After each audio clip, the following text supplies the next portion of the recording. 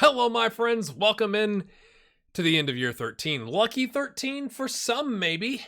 Or will it be a disaster? First, some comments to get to. I've got them pulled up here on the screen. You can't see them, but I can see them. Mike G&K says, this is a bit random. Can you check if Marianos Uzunidis is still managing PSG in the next episode? I was shocked to see him there, since he spent 99% of his career managing in either the Greek or the Cypriot. Oh no! The Island League. I don't know how he managed to get the reputation needed for PSG to consider him. Him having an 82% win ratio is also pretty insane, even for PSG. We'll take a look at it. A couple people pointed out that Mr. Kev now has the media description of a legendary striker, get in son.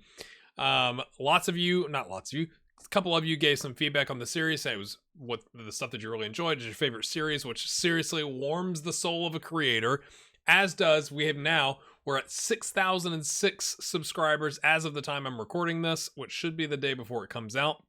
Because usually it's like you get to 6,000 and then it dips and it goes like 6,006, like it feels like we're solidly here at 6,000 subscribers. So thank you for your support. It really does mean a lot. Somebody today commented, I just watched all 12. I hope you're feeling okay. That's a long time to be sitting on the couch or at the computer. I mean, maybe if you fast forward or something, I don't know. That's pretty impressive. Yeah,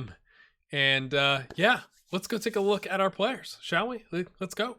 First up, it's Greg Baxter. He's still with Leeds. Yeah, still with Leeds. Still doing his thing. He's on the exact same wages, the exact same contract. Nothing has changed. Still star player. He's got 9 more caps and another goal. Get in, international. He's got a 19 up positioning. Eduardo, again, let's just take a timeout here. Eduardo Valente is a member of our community. He's in the Discord. You should come join and just say hi to Eduardo. I mean, you could say hi to everybody else. Pekka's in there, the agent. But, come say hi to Eduardo. He's maintaining this spreadsheet that I'm looking at that really helps me out in terms of being able to go like, okay, doesn't look like a whole lot changed from an attribute standpoint, but he also left a note that said, nobody has hit 20 on the attributes yet, just as a reminder for me. So, Eduardo, man, I really appreciate you, and I hope the community does as well, because it really has helped me creating this series. Yeah, I mean, not a whole lot has gone on in Greg's development, to be fair. I could be wrong. I'm just looking at it fast. I don't think anything has changed. So let's take a look at his season. 35 starts, no subs. Okay, last season it was 37. Okay, maybe he got a knock or something like that. But he picks up 4 goals and 6 assists. So look at this.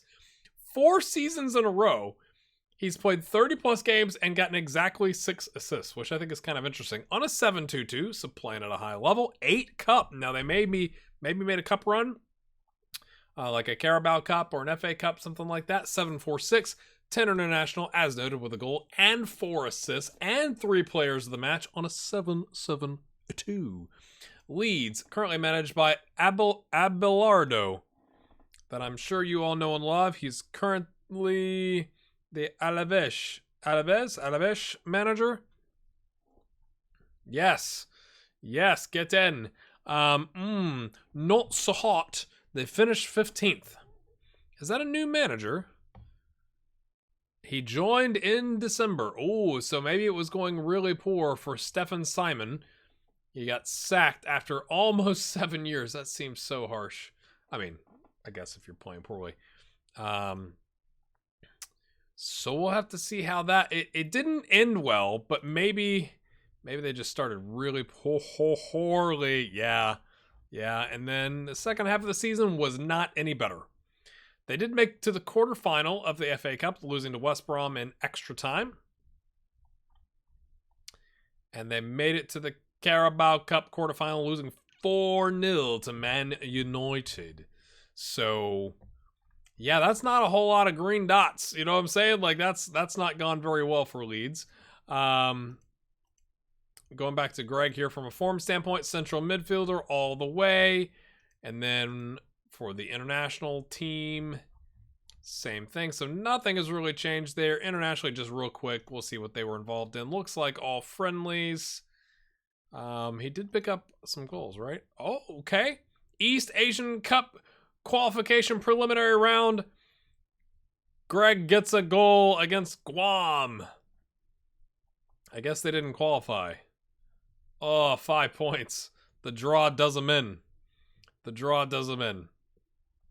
But he's plugging on. I'm still very, very pleased for Greg because I did not think that this is how it was going to go. I'm curious what your thoughts are. He's got 3 years left.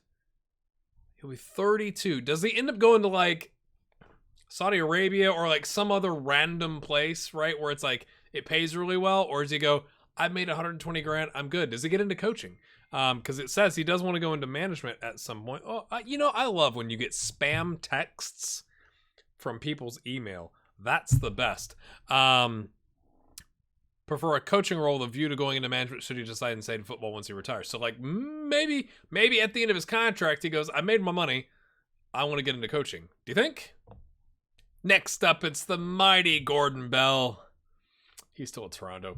I think he might retire. I mean, it says he wants to go into coaching, but will he? He's actually had some attributes go down. I took a look before I hit the record button. His dribbling was a 10. It's a 9. His first touch was a 17. It's a 16.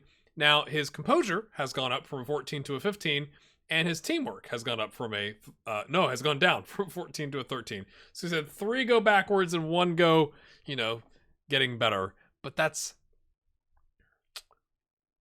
not ideal. On the exact same wages again, same contract, nothing has changed. I mean, again, he signed that contract. Yep. He's probably going to just see it out. Does have the 1-year extension. How did Toronto do? Not so hot. 18th. Greg Berhalter is still somehow the manager.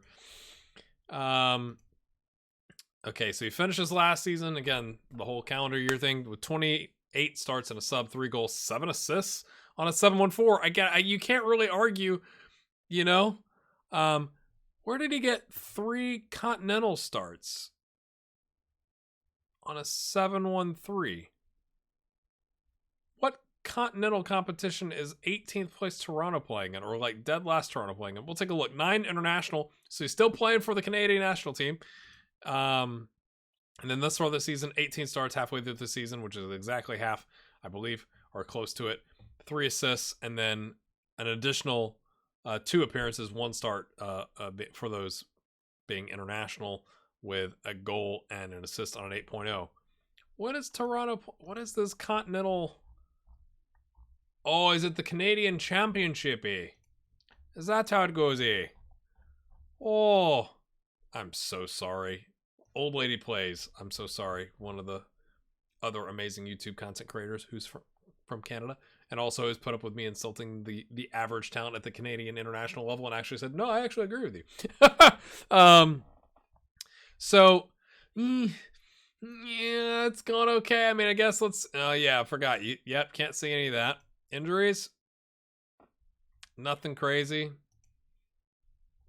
I mean, I guess we could see he got his 2 whole appearances now. Oh, Gordon Bell gets a goal in World Cup qualifying. That's not what I was expecting. Against Costa Rica, which is a good team, right? And he got injured. I want to believe he was so excited that he injured himself. That's amazing. And then because he's injured, it must not have been bad because he came on as a very late substitute against Suriname. That's freaking awesome that he picked up those. Oh man, I just love the story, right? Like, guy stays in Canada his whole life. He makes the Canadian national team. They are currently top of Group B in World Cup qualifying. Okay, sure, against Haiti, Costa Rica, and Suriname. So you'd hope that they would be able to get through that in the top 2, but as you do, and then we get to see, does he get to play in the Gold Cup? Go on, Gordon. Hit the like button for Gordon. Get in. Next up, it's Joe Bridgman. Joe is still at PSG on 230. I think I told you last episode I thought he was already on 230. He was. He's been on 230 now for 3 seasons. $230K a week, in case that part wasn't 100% clear. His corners have gone down by 1. I just noticed that. I mean, I know they're 29, but like, you'd think the technicals would actually be improving. maybe just to fuzz, not going backwards. Maybe he's not, the corner taker anymore, and it's impacted him.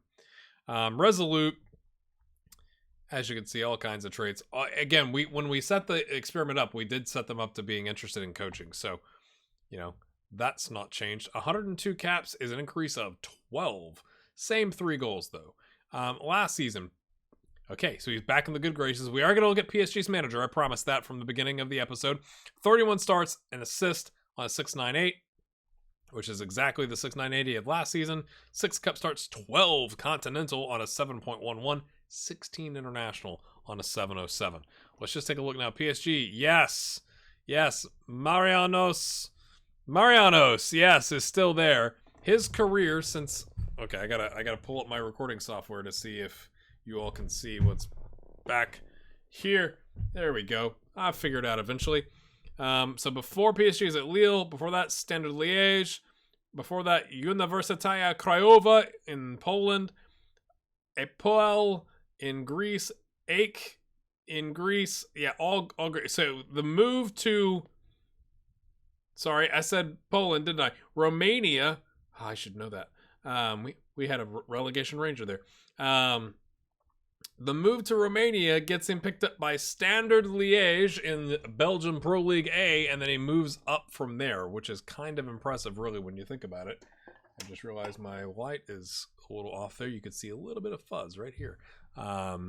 Anyway, so that's how that I answer listener comments and questions. So, listener, viewer, maybe you just listen. That'd be weird, though. Anyway, moving back to Joe Bridgman. A little bit of fullback. Ooh, they got defensive against Liverpool. That looks... June 25th is too late for some kind of tournament, isn't it? We'll take a look. So yeah, all wing back, fullback all the time, mostly wing back. And same thing for Russia. Okay, they did the double. Shock of all shocks.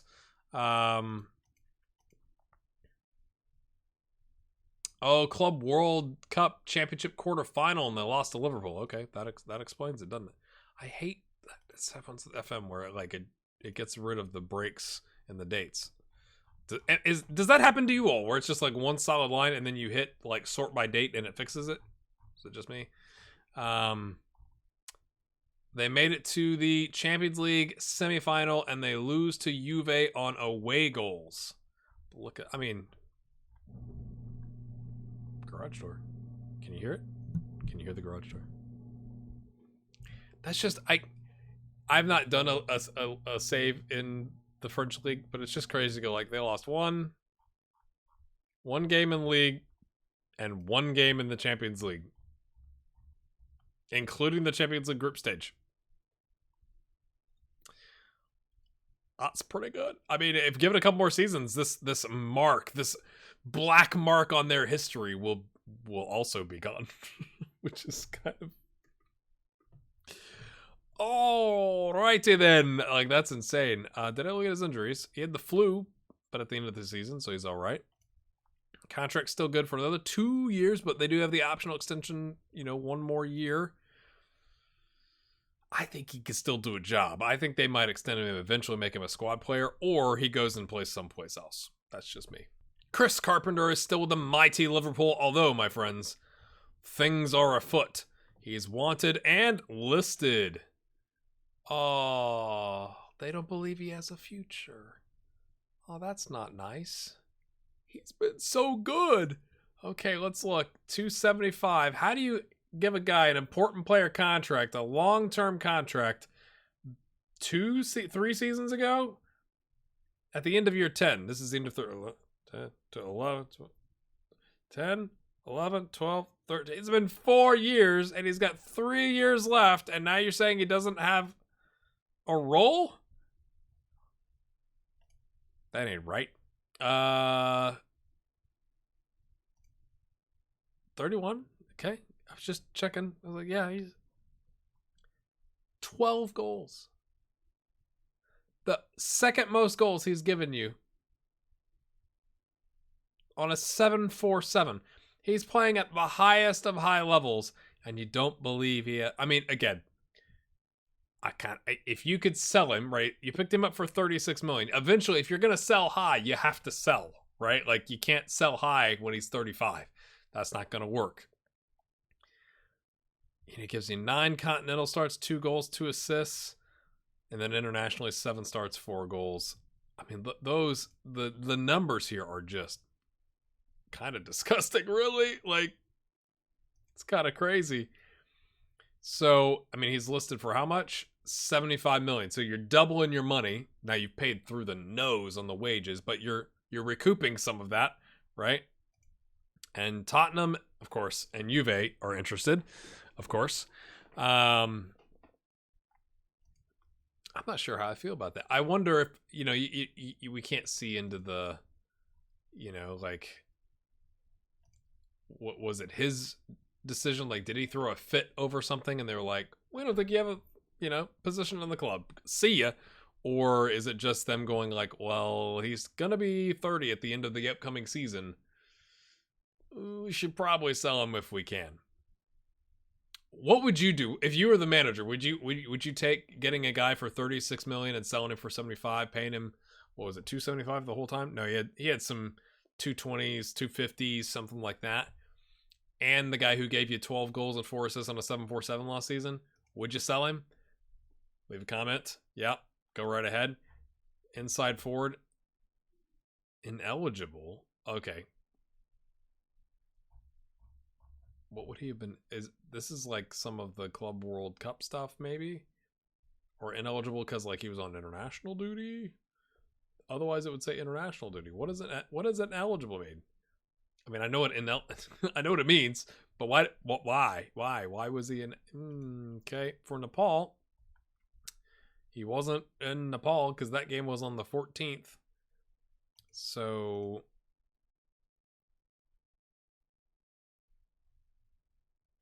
I got nothing. Liverpool. Oh, no manager. Came in 4th. They sacked him because he came in 4th. Jurgen Klopp's a tough one to follow. Trent's still there. Erling Haaland, as noted, also there. Let's go back. Let's go back. Okay, looking at Nepal. He's still their top player. Shock of all shocks. He's the only player to score this entire calendar year. And, one of those was an important game against Tajikistan. And then prior to that, I mean, yeah, he played here, and I didn't score in these games. That's interesting. But he scored again here in the playoff, and nothing in the SAF Championship. So that's quite the turn of events. I could understand like he had like a 6.8 season, like whatever. It just makes me wonder if there's something behind the scenes we can't see. Like maybe he was upset, like he wanted more money or something like that. Or if they're just broke and they're getting a new manager. Who knows? I guess we'll find out. Peter Doyle is without club, my friends. The first time we've had this. His contract was up 3 days ago. We talked about how it might happen, and it has. Now, he is wanted by Extremadura, which is an interesting name for a club. I'm sure someone will leave. Like, again, I've really enjoyed. Some of you left comments about, obviously there's certain clubs that the names are different in FM than in real life, and like giving an explanation as to what the club is and all that kind of stuff. I really appreciate that because that's one of the reasons I love making FM content on YouTube is like you get educated. I don't like the people who educate you rudely, but I like the people who educate you very nicely, which is what has happened in this series. But let's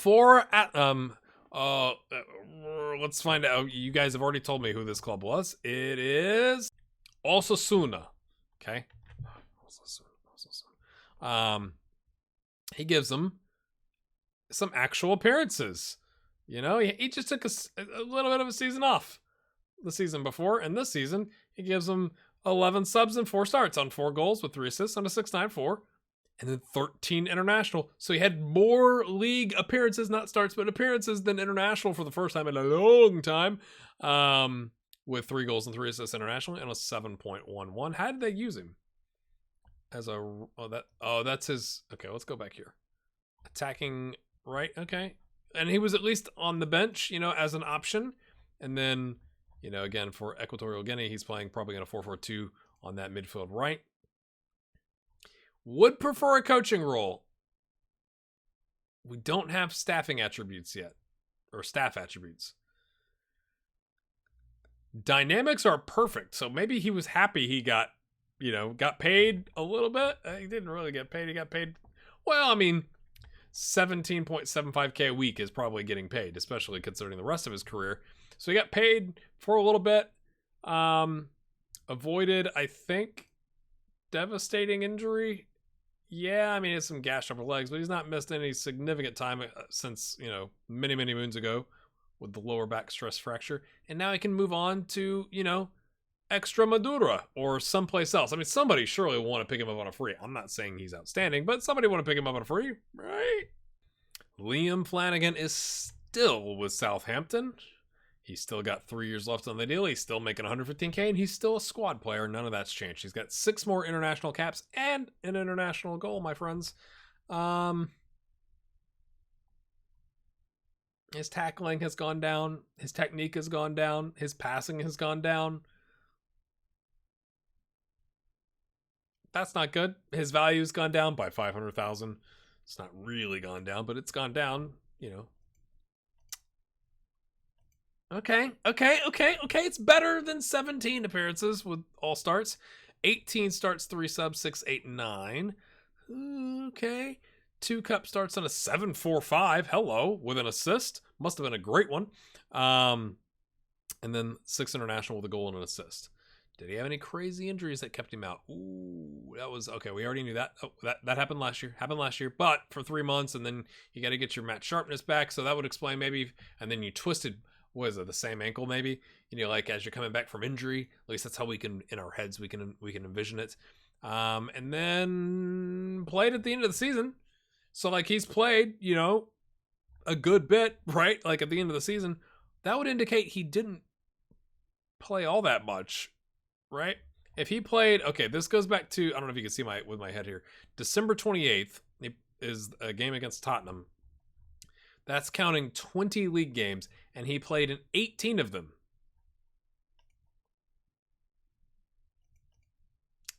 He had 21 total appearances, which means the first half of the season, he had 3. Right? Like I'm not messing up my numbers here, right? 18 of 20 possible. That's not good. I wonder if they sold somebody or something, right? And then for Paraguay, he was an unused substitute for a big chunk of time. He was called into camp, but as an unused substitute, and then he plays, in the latter games. Again, some of this is going back to last year, but that's interesting. Southampton, 14th, Dalibor Filipovic, the current real life, I'm not sure when the game came out, so it's either Solin assistant manager or Urania manager. Yeah, former player for Hajduk and some other clubs. What did he play in? And then see this is what I'm talking about. Like you see this, like how this is messed up, and then it fixes itself. I didn't even click anything. I don't know if I've had that. It's because I'm not patient enough to have that. But Liam has played a World Cup qualifying, but this chunk here, he was an unused substitute, it looks like, in the Copa America. But then at some point, if it's ever going to show us, then he got back into the mix in World Cup qualifying. So is this kind of like the B team? Because he's still, one of the top 6 players. I mean, I know he was just coming back off of the ankle, so I wonder if that maybe played into it. Where he's like, I need to bring a starter whose ankle just hasn't been broken, or foot or whatever. Interesting. World Cup qualification. Currently tied on points with Ecuador, 1 point above Peru. We see, or no, that's Chile. Sorry. Paraguay is actually on 23 points. So they're doing actually pretty well. not bad. Not bad. It's Chile with Bruyne McGeady that I was thinking about. So, you know, I mean, he's like that rotation guy now for Southampton. Do you think if he's worth $43.5 million, if they could get 35 for him and get him back to where he's playing consistently, do you think that's a good move for him and for the club? Kind of the same question I was asking earlier. Like, would you do that? Hey, we picked him up for 22. He broke his foot. His value's going to start dropping. Like, let's sell him for a quick 35 or 40, make some money. Or is he still important enough with giving those 21 appearances, with most of those being starts, that you keep him around? What would you do, viewer? Leave a comment. I thought I clicked on the wrong name because Mr. Kev is now with PSG. How many players do we have at PSG? Pekka's got the connection. He's got the connection. Okay, he was on 300 grand at Real Madrid. Remember how like he had that season where like he didn't play and you're like, ooh, and then he came back, and there's the legendary striker as noted. He's now down to, poor guy, 195 grand. He's picked up only 4 more caps, and in those 4 caps, he's picked up 7 goals. We will take a look at that. They won the Champions League. Oh no. Maybe Real Madrid won the champ. When did he sign? He literally just signed. Okay, so this must mean that Real Madrid won the Champions League. Yes? Yes. So he just won the Champions League with Real Madrid. And then he gets bought for $73 million. He's worth $85 million. Let's take a look. So essentially they sold him for what they paid, minus all the incredible wages. He only, I cannot believe it, it went back reverse. You know, like it's like he went up, and then right back down. Where he only gets 4 goals for him, 1 start, 10 subs, 698, with 3 appearances in the Champions League, one of those being a start with 2 goals on a 707. Wow. Okay. That doesn't help that you break your collarbone and you're out for 6 weeks. But still, like, even if you're factoring in, like, you got to rehab, you know, that collarbone, would they have used him even as much without the injury? I mean, look at the end of the season. Not selected, unused substitute. And to be fair, maybe like he broke his collarbone and the team really was in a good dynamic spot. Everybody knows where they're going and he's not playing, and you got to break back into the squad, and you're on a squad full of superstars, and that makes it a lot more difficult. But man, and he only plays against Suriname, Antigua and Barbuda, and the Cayman Islands internationally. I wonder if he's got like a little bit of a chip on his shoulder with PSG. Like, I'm going to show Real Madrid what's up, right? Like, he's a darn good player, right? Like, you aren't even giving me minutes. And now he's gone from being a regular starter making 300 grand to an important player making 195 grand.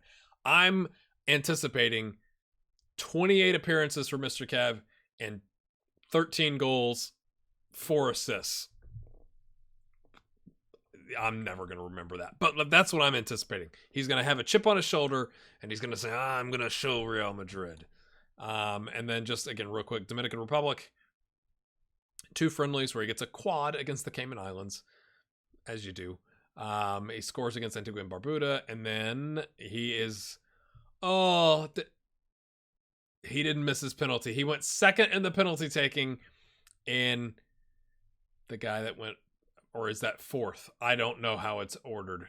It's either he went 2nd or he went 4th. And no, the last guy missed. That would make sense, wouldn't it? Either way, he scored both of their regular time goals, and they get knocked out. So they're out of the World Cup, I think, is how that works in CONCACAF. Do you think Mr. Kev rebounds next year? Also at PSG is Bruyne McGeady, who's unhappy, wants a new deal to reflect his ability. Okay, does that mean he must have had an amazing season, no? Right?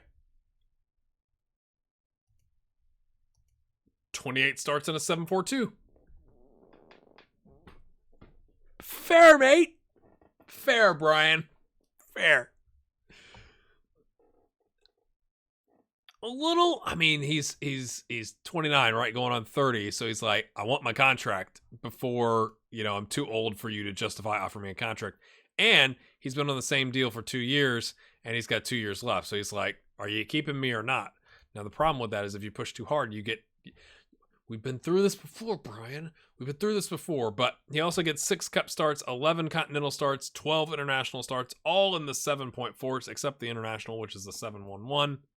Has a phenomenal season, and then immediately goes, I want to get paid. I know you're PSG. I know you've got money. I want to get paid. Played 1 game here as a central defender, 2 games as a central defender, 8.4 in the first one, and a 7.0 in the second one. Fair play. The rest of the time playing that left wing back role for PSG. And then for Chile, wing back role the whole time. As we noted, we already looked at that. They've won it all. That's all because of Bruyne. When he showed up, they continued doing what they were doing. He's a 3rd top player for Chile, which is, I think, something. As we noted, they're on the cusp in World Cup qualifying, so this is a big fall for them. And then, did he pick up a goal someplace? I don't think I've missed it. So, Copa America 3rd place game, and they beat the United States. Of course, they do on penalties. And then the rest of the time, draws and losses in World Cup qualifying. But they bounce back to start this year, get in. But, that's a risky proposition. I mean, I know he had a good season, right? But it's like, you still haven't been at the club long enough for like everyone to love you and to back you in the locker room. So that's maybe Pekka's on the way. He's like, listen, mate, you need to be pushing. I don't know. All right, here we go. Josh Payne. Ooh, down to a regular starter. He was an important player. He's making the same wages. Maybe they've signed some other incredible superstar. He's got 10 more international caps and 2 more international goals. No 20s on the board yet that I've seen. He's got composure at a 19, passing at a 19. Looks to be a treat, but also hasn't drastically improved. Again, I'm not going to go line by line in the spreadsheet. It looks like his dribbling has gone down by 1. I guess this is the age where maybe your technicals go down a little bit, but you'd think like your mentals would skyrocket. I thought the technicals would improve as you got older. Maybe it's just a temporary blip. Shall we think it's a temporary blip? Okay, 14 starts, 16 subs, which is a decrease from the 27-5 he had the season before. So he's that's what that important player means for Man City. It's like when you've got that, you're getting a bunch of starts. You go back to being a regular starter and you're back to splitting like half of your minutes or more, or appearances, I should say. Who knows how many minutes it was. Again, Sports Interactive, just give me a minutes column. Like in between this appearances and goals, that would make my soul so happy. Just give me the data, because that would tell a much better story, right? Like if you could tell those 14 starts and 16 subs equals this many minutes compared to the 27 starts, 5 subs with this many minutes, you could see the decrease or increase in minutes. Wouldn't that be amazing? Anyway, he gets 9 goals, which is the peak of his time at Man City, and 6 assists, which is the second highest that he's had, on a 7.28, which matches his highest rating. So they didn't play him as much, but he's more, impactful, at least from a goal standpoint, and goal contribution total up to 15. 7 continental starts, 4 subs, 2 goals, 2 assists on a 7.21, 10 international, 2 goals, 3 assists on a 7.7. Okay, still mixing it up a little bit with the attacking mid-center or the midfield center advanced playmaker. So mixing it up. And then for Poland, he did get to play the 10 in 1 game against Andorra, as you do. They probably went the 4-2-3-1, you would imagine, against Andorra. That's what I would imagine. Man City did not win the league, and neither did Liverpool.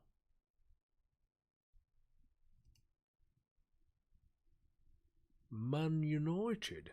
What did the table look like? Arsenal fans take heart. West Brom fans take heart. 5th place? Everton get the Europa League. Tottenham get the Conference League.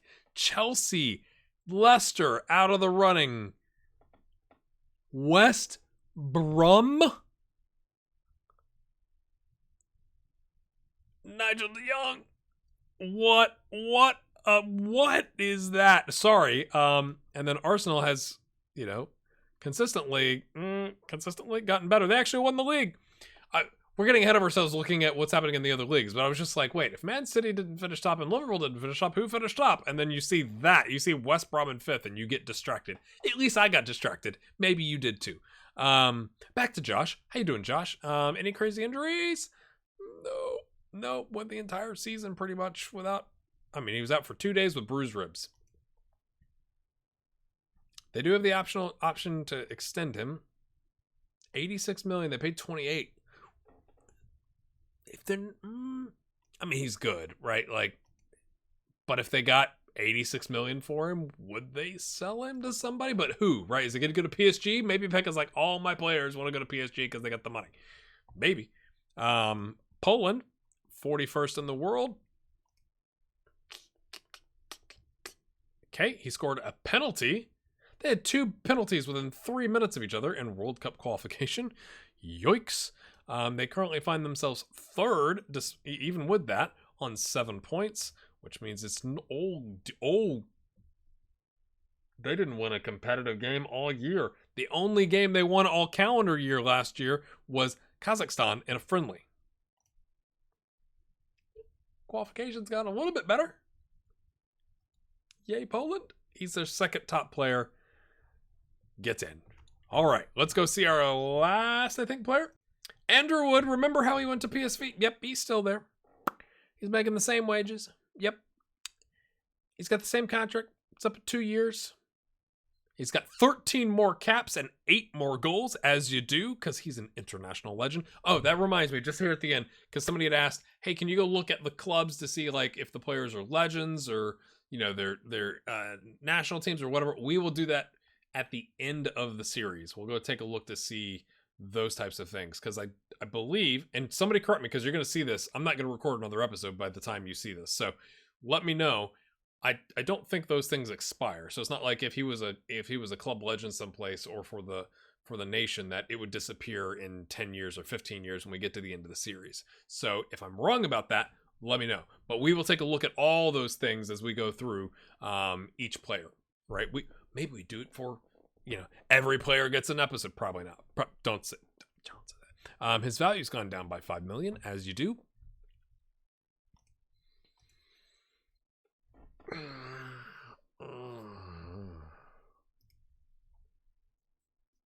He got 2 more appearances than last season, and he got a whole 3 more starts more than last season, and he got 3 goals on a 7.1. When you play him, he scores every other game.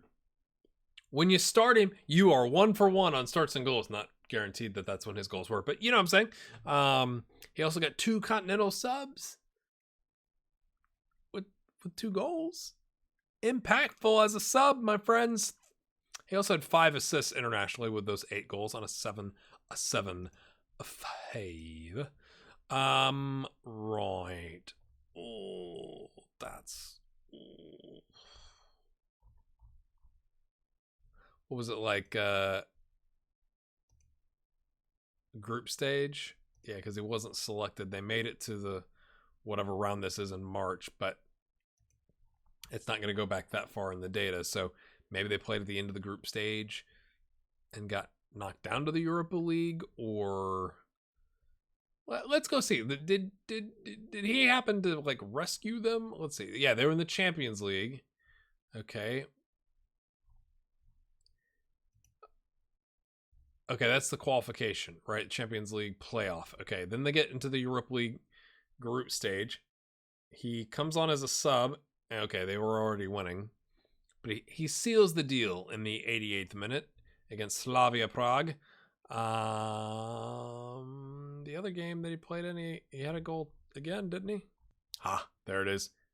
In the Champions League path 3rd qualifying round, he scored the put it away goal against 10 men against Grasshoppers from Switzerland, the Swiss league, right?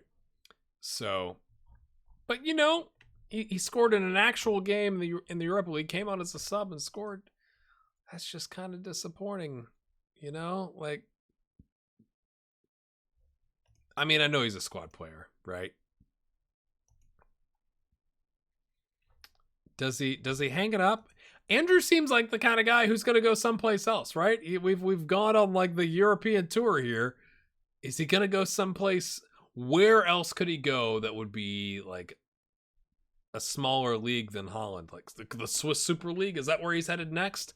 I guess we'll have to see what happens. And then internationally, just real quick, just because he keeps like smashing in goals, which is just insane. Okay, he gets a brace here in a friendly against Malawi. He scores in a friendly against Ethiopia. He scores in World Cup qualifying. They got 3 points. They're not out of it yet. But like, I just think that's great. And he's still 5th top player. One of their top players doesn't have a club. Slightly alarming. Last but not least, Pekka still has his 10 players. Pekka's made some money. I don't think there's a way you could see this. Again, if I'm wrong, let me know. I'd love to see like if it would like track the income that the agent has earned off the players. Everybody is in the double-digit millions except for Andrew Wood, whose career is starting to do this a little bit, and Gordon Bell, whose career never got to do this. And then Peter Doyle, who is happy, dynamic, straight up to no longer be playing for Osasuna. My friends, thank you for your support. Thank you for hitting that like button. Thank you for subscribing and keeping it over $6,000. If you want to support the channel, patreon.com/grayhairgaming or become a YouTube member. And we'll see you next time. Have a good one.